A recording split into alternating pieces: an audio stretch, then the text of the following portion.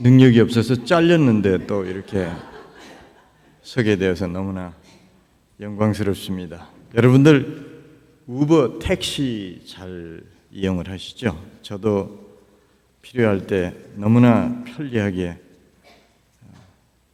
택시를 사용할 때마다, 이용할 때마다 참 이거 누가 아이디어를 만들었는지 기가 막히다, 그런 생각을 했습니다. 우버 택시를 제가 자료를 찾아보니까 2009년도에 미국에서 처음으로 시작을 했더라고요. 그런데 지금 17년이 지났는데 1년에 100%씩 성장을 했어요. 그래가지고 지금은 전 세계 60개 국가에서 우버 택시를 운행을 하는데 2억 명이 우버 택시를 활용을 한대요. 2억 명. 그 다음에 운전하는 사람이 880만 명. 미국에서만 100만 명이 우버 택시를 운전을 한답니다. 하루 평균 4천만 명이 우버 택시를 이용을 한다고 합니다.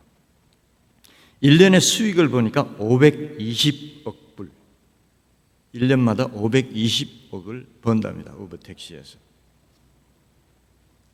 옛날에는 그러면 맞춤 양복밖에 몰랐는데 요즘에는 서비스가 전부 맞춤입니다. 맞춤형 서비스. 바로 이 택시가, 우버 택시가 맞춤형 서비스를 해가지고 이렇게 아주 속된 표현으로 대박이 난 겁니다. 그러면 예배는 맞춤형이 없을까? 지금 우리가 맞춤형 예배를 드리고 있습니다. 미국 교회 가면은 1부 예배, 2부 예배가 있는데 1부 예배를 contemporary service 그래가지고 현대식 예배. 그러니까 우리가 지금 오늘 우리 전우사님이 인도하셨죠? 찬송 부르면서 이렇게 인도하는 그런 예배. 2부 예배는 traditional service 그래가지고 옛날식 예배. 그렇게 나누어서 이렇게 예배를 드리는데 오늘 우리가 드린 예배는 하이브리드 예배. 현대식하고 옛날식하고 이게 섞어서 우리가 지금 예배를 드리고 있죠. 좋습니다. 아무래도 경직된 그런 딱딱한 예배보다는 이렇게 복음성을 부르면서 은혜도 받고 얼마나 좋습니까? 그러면은 맞춤형 하나님이 없을까? 오늘 성경 말씀이 바로 맞춤형 하나님을 시도하다가 이스라엘 백성들이 벌받았다. 그런 얘기입니다. 오늘 얘기가. 언제 그러면 이스라엘 백성들이 이 맞춤형 하나님을 드리게 됐는가? 맞춤형 하나님을 만들게 됐느냐? 모세가 사라졌을 때, 모세가 시내산에 하나님의 부르심을 받고 올라가서 40일 동안 소식이 없으니까 죽었다 이렇게 생각을 한 거죠. 물도 없고 먹을 것도 없는 저 돌산에 올라가서 40일을 소식이 없으니까 이거 죽은 게 확실하다. 이스라엘 백성들이 그렇게 판단을 내린 겁니다. 그때 이스라엘 백성들이 우리를 인도할 하나님을 만들자. 여기까지는 여러분들이 그냥 아무 생각 없이 제 얘기를 듣고 계시는데 이 말을 잘 한번 꼭 씹어 보시기 바랍니다. 모세가 죽었는데 하나님을 만들자. 말이 맞습니까? 틀립니까? 전후가. 모세가 하나님입니까? 아니죠. 모세는 이스라엘 백성들을 인도했던 지도자였습니다. 그러면 지도자인 모세가 없어졌으면 모세 대신할 다른 지도자를 뽑아야 되죠. 그게 말이 되는 소리죠. 그런데 이스라엘 백성들은 그게 아니고 우리를 인도할 하나님을 만들자 그랬어요. 모세가 없어지니까 하나님도 없어져 버렸다. 그런 말입니다. 제 말을 듣고 보니까 일리가 있죠. 여러분들이 믿으시는 하나님은 어떤 하나님이신가요? 여러분들의 부모님들이 믿으시던 하나님인가요? 내가 오랫동안 장로교를 다녔으니까 장로교에서 말하는 그 하나님인가요? 이스라엘 백성들이 말하는 그 하나님을 여러분들 믿으시나요? 아니면은 내가 만난 살아계신 하나님을 여러분들이 믿으시나요? 부모님이 돌아가셔도 그 하나님은 내 하나님이 되어야 돼요. 이스라엘이 망해도 내게 하나님이 계셔야 되는 거예요. 그런데 이스라엘이 없어지면, 하나님이 없어지면 내 하나님이 아니죠. 살아계신 하나님이 모세가 없어졌다고 해서 없어지나요? 계시죠. 그런데 왜 이스라엘 백성들은 다른 하나님을 만들자고 했느냐, 그 말이에요. 신앙생활을 우리가 너무 외골수적인 신앙, 한쪽 방향만 바라보고 신앙생활하면 이런 결과가 나온다, 그 말이에요. 지금까지 이스라엘 백성들 누구만 따라왔습니까? 모세만 따라왔어요. 하나님을 따라온 게 아니에요. 모세를 따라온 거예요. 그 모세 없어지니까 하나님도 없어져 버렸어요. 제가 손주를 키워보니까 이놈들이 눈이 얼마나 밝은지 마룻바닥에 떨어져 있는 머리카락을 다 보는 거예요. 나는 안 보이는데 머리카락을 다 주워내. 뭐 야만한 날파리만 하나 날아가도 막 깜짝 놀래. 내 눈에는 안 보이는데 새거거든. 그 눈이 새거잖아요. 그러니까 잘 보이는 거예요. 저는 헌 거잖아요. 안 보여. 나는. 소리도 얼마나 예민한지요. 조그만 소리 들으면 깜짝깜짝 놀랍니다, 애들은. 그런데 그 아이들은 차가 가는데도 막 뛰어가. 누가 와서 과자 주면서 꼬시면 그냥 따라가. 눈은 새고 귀는 새고 다 새고 밝은데 왜 따라갑니까? 유괴범한테. 왜 차가 오는데도 죽을지도 모르고 뛰어갑니까? 한쪽 방향만. 전방향적인, 한번 슬라이드 돌려주실까요? 전방향적인 시각이 없고 판단력이. 슬라이드 돌려주세요, 집사님. 집사님 주무시나? 집사님 슬라이드 돌려주세요. 제 설교에 너무 집중하다 보니까 집사님이 돌리시는 거 잊어버리셨나. 그래서 신앙생활 할 때에 우리가 전방향적인 판단력이 있어야 돼요. 우리가 무슨 전통을 지킨다, 보수적이다 그러면서 한쪽만 고집을 하게 되면은 전체적인 시각을 갖지를 못하게 돼요, 사람들이. 지금 오늘 안 나오셨는데 목사님께서 전에 우리 새로운 목사님 투표하시는 날 우리 목사님 한 분이 좋은 질문을 참 하셨어요. 오시는 목사님, 제가 그분을 비판하는 얘기는 절대 아닙니다. 오시는 목사님 이력서를 보니까 침례교 계시다가 감리교에 계시다가 지금 좀 장로교에 계시다고 그러는데 신앙의 어떤 일관성이 없을 수 있지 않느냐, 이제 그런 질문을 하셨는데 우리가 상식적으로 생각하면 그럴 수 있죠. 전통적인 신앙, 보수적인 신앙, 외골수 신앙, 순교자의 신앙, 뭐 좋은 것 같습니다. 제가 순교자를 비하하는 것은 아닙니다. 저도 짬뽕입니다.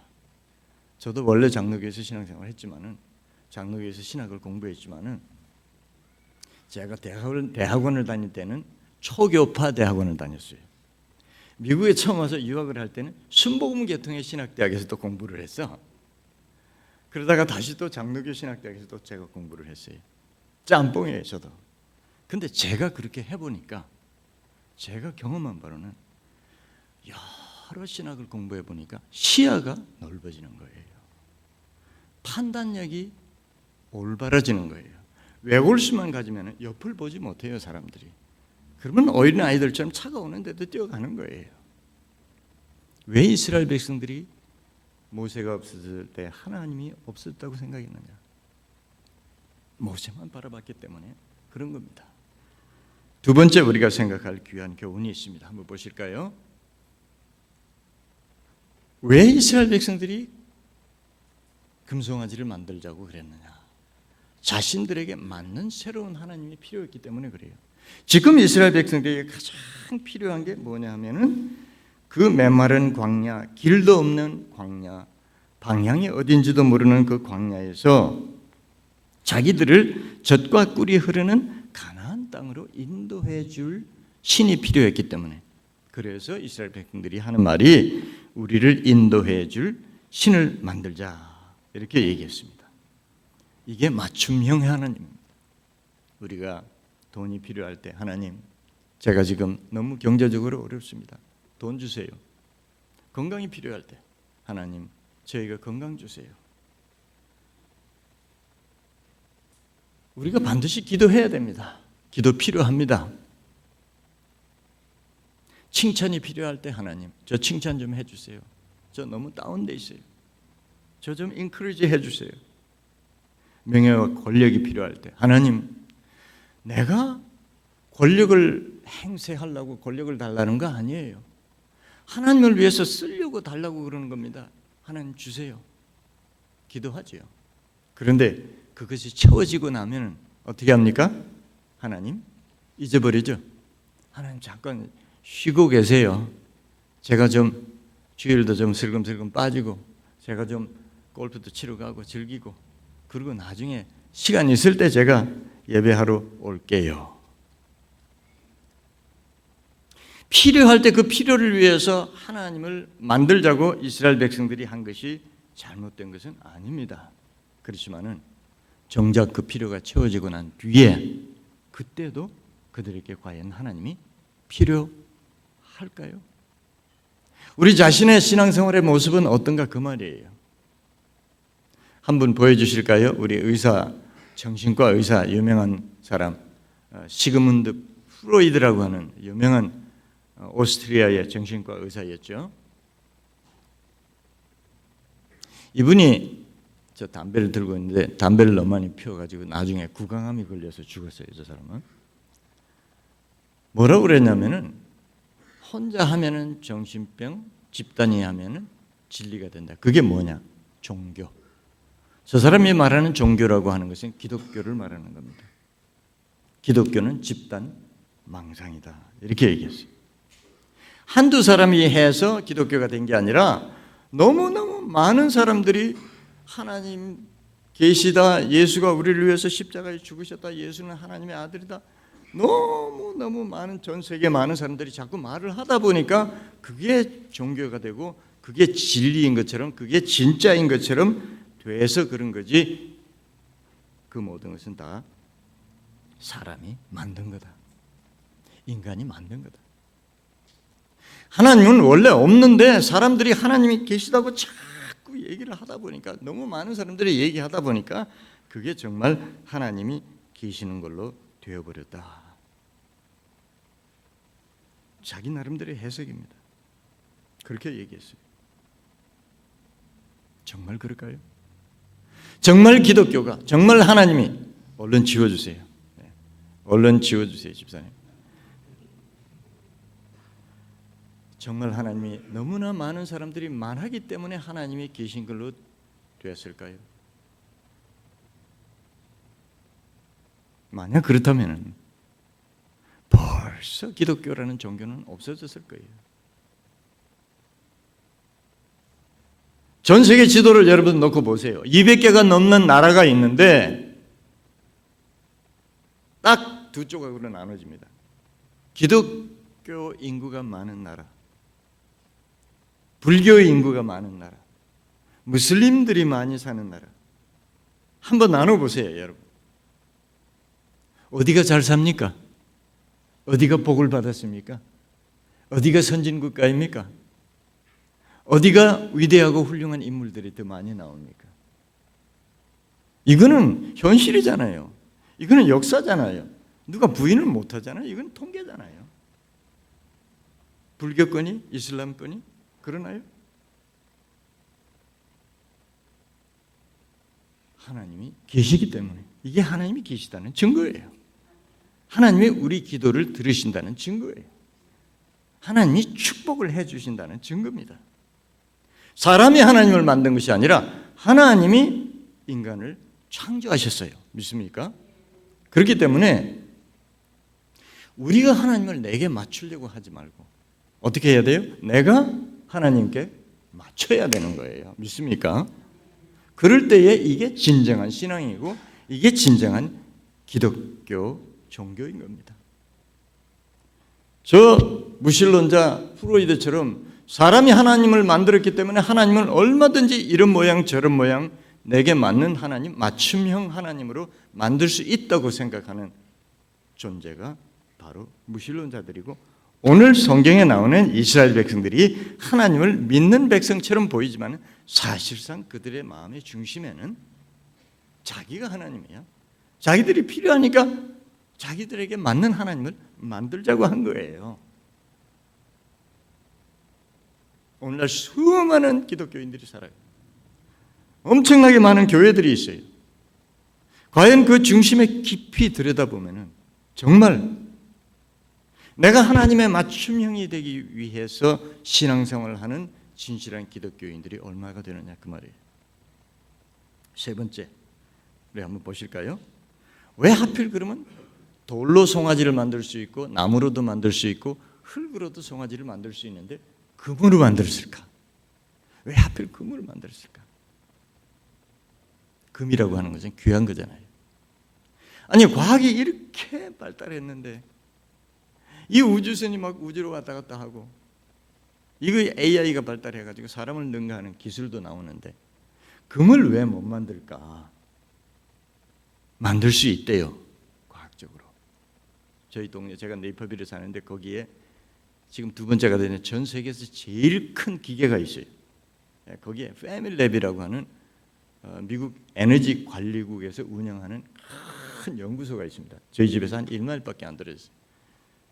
근데 거기는 450명의 물리학자들이 거기서 일을 하는데 1년 내내 가야 단 1불도 거기서는 돈을 못 벌어요. 그 기초과학연구소인데 미국의 아주 유명한 물리학자들 450명이 거기서 밤낮으로 연구를 하는 곳이에요.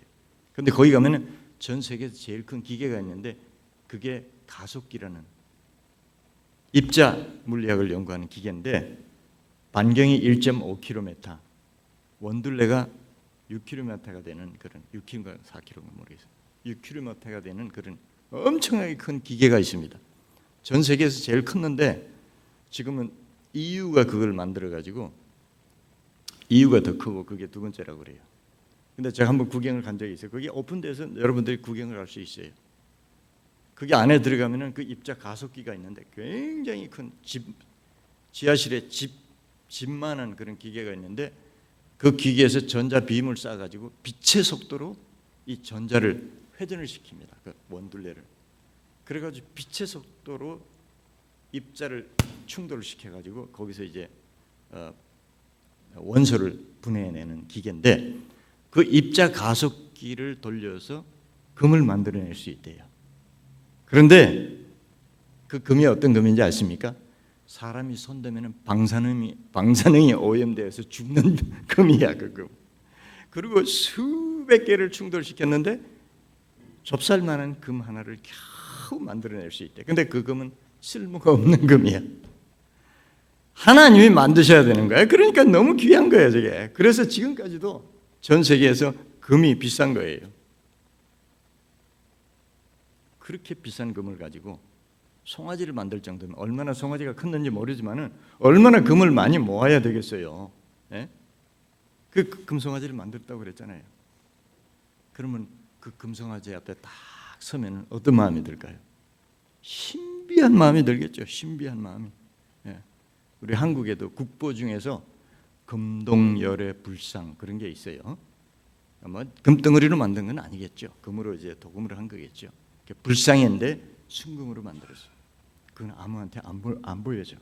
절대 안 보여져. 근데 평생 불교 신도라면은 그 금으로 만든 부처 앞에 가서 한번 불공을 들여봤으면 소원이겠죠. 그러면 소원이 이루어질 것 같으니까. 금이라고 하는 것은 하나님의 버금가는 존재예요. 성경에 보니까 뭐라고 그랬냐면은 너희가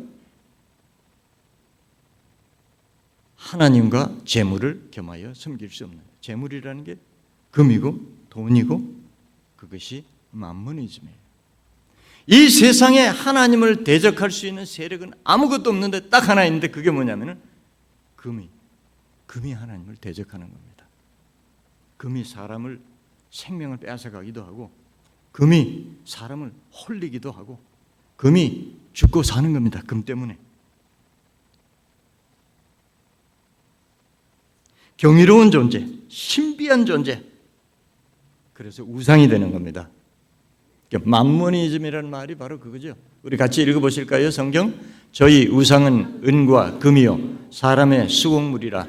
입이 있어도 말하지 못하며 눈이 있어도 보지 못하며 귀가 있어도 듣지 못하며 코가 있어도 맞지 못하며 손이 있어도 만지지 못하며 발이 있어도 걷지 못하며 목구멍으로 소리도 못하느니라.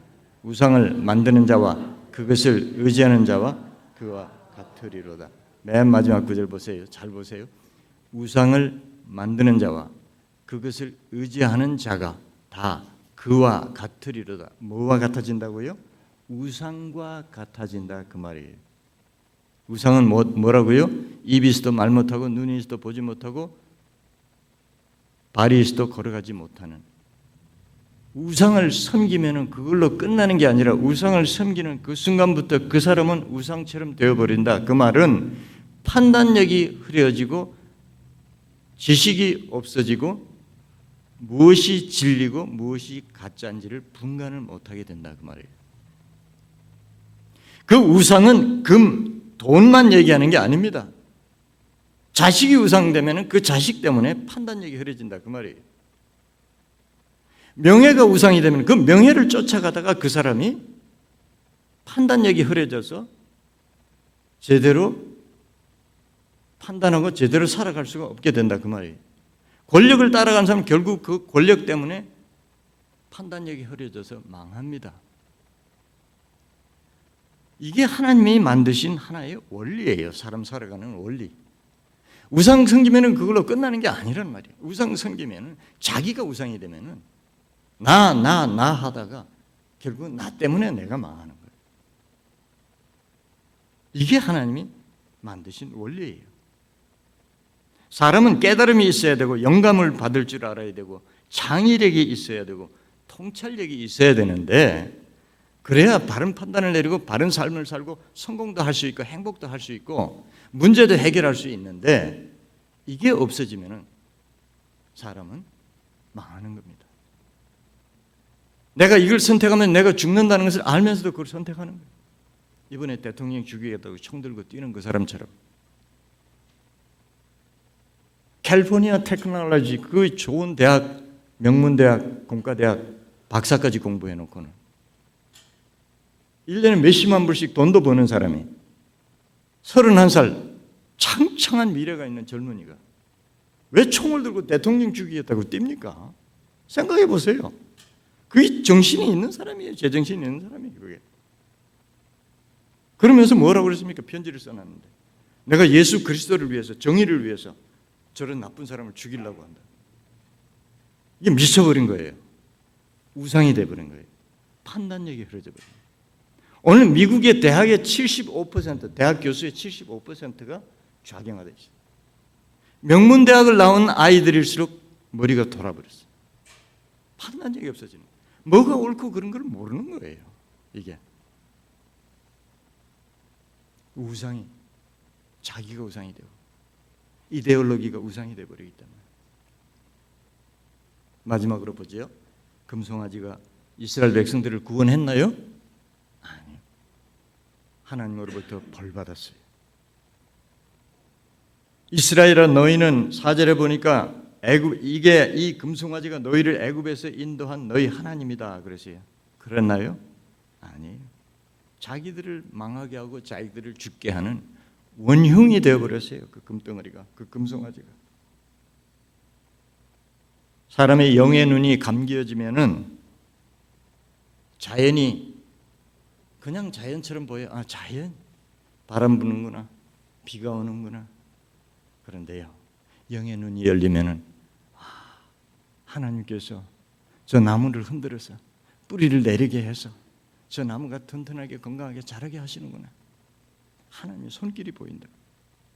성 프란시스가 정원을 걷다가 새들하고 대화를 했다고 그러잖아요. 꽃들하고 얘기를 나눴다고 그러잖아요. 무슨 미친 소리야. 우리는 영의 눈이 감겨져서 그걸 못하는 거예요. 영적으로 깊이 들어가면 자연이 말하는 소리, 자연이 숨쉬는 소리를 듣는다는 거예요. 얼마나 우리는 영이 무지해지고 둔하든지 하나님의 손길도 안 보이는 거예요. 우리가 매일매일 만나는 작은 일들 하나, 돌부리에 걸려서 넘어져도 하나님께서 나에게 뭘 깨닫게 하시려고 이렇게 하시는구나 깨달아지는 거죠. 이렇게 안 들리면 어떻게 해야 될까요? GPS 있어요. GPS. 여러분들 모르는 길 찾아갈 때 GPS 딱 누르면은 절절절절 GPS 가르쳐 주는 데만 따라가면 되죠.